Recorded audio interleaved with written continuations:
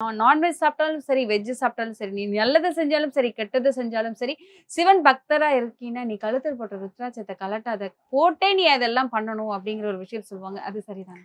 அதாவது ருத்ராட்சம்னு பேசும்போது பார்த்தீங்கன்னா, நெறைய காமெடீஸும் நடக்கும். 5 வயசு குழந்தைக்கு ருத்ராட்சத்த போட்டு வச்சுருவாங்க. அது மாமிசத்தையும் சாப்பிடும், வெளியிலயும் சாப்பிடும், வீட்லயும் சாப்பிடுவாங்க.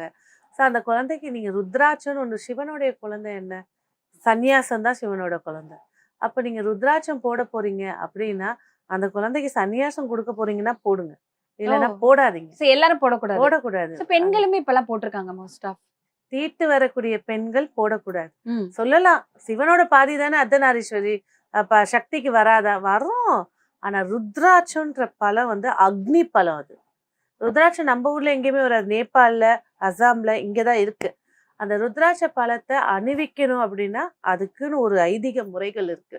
ஸோ நீங்க குழந்தைகளுக்கு போடுறத ஃபர்ஸ்ட்டு நிறுத்தி நெறைய ஆக்டர்ஸ் போட்டிருக்காங்க, இது போட்டிருக்காங்கன்னு எல்லாருமே எடுத்து போட்டிருக்காங்க. மிகப்பெரிய தவறு. அதுலயும் வந்து ருத்ராட்சம் 14 முகம் இருக்கு. ஒவ்வொரு முகத்துக்கு ஒவ்வொரு ஈசன் இருக்கான். ஒவ்வொரு ஈசனுக்கும் ஒவ்வொரு ஐதீக முறை இருக்கு. ஆ. இப்ப யாரு வந்து இப்ப ருத்ராட்சம் வந்து போடுறாங்க அப்படின்னா, யார் காலையில எல்லாருமே ஏஞ்சோனே சிவன் கோயிலுக்கு போறாங்களா? இல்ல. ருத்ராட்சம் போட்ட அகோரிய பாருங்க, எழுந்த உடனே சிவனுக்கு நமஸ்காரம் பண்ணிட்டு கோவில்ல பார்த்ததுக்கு அப்புறம் தான் சாப்பிடுவாங்க. கண்டிப்பா. அதுதான் முறை. ருத்ராட்சம் போடுறீங்க அப்படின்னு நினைச்சிட்டீங்கன்னா, காலையில எழுந்து சிவனோட முகத்த பார்க்காம, லிங்க தரிசனம் பார்க்காம சாப்பிடக்கூடாது. சிறப்பு. ஆனா யாருமே அப்படி செய்யறதில்ல. ருத்ராட்சத்த போட்டு அவங்களே அவங்களோட பலத்த, ஆன்ம பலத்த குறைச்சுக்கிறாங்க.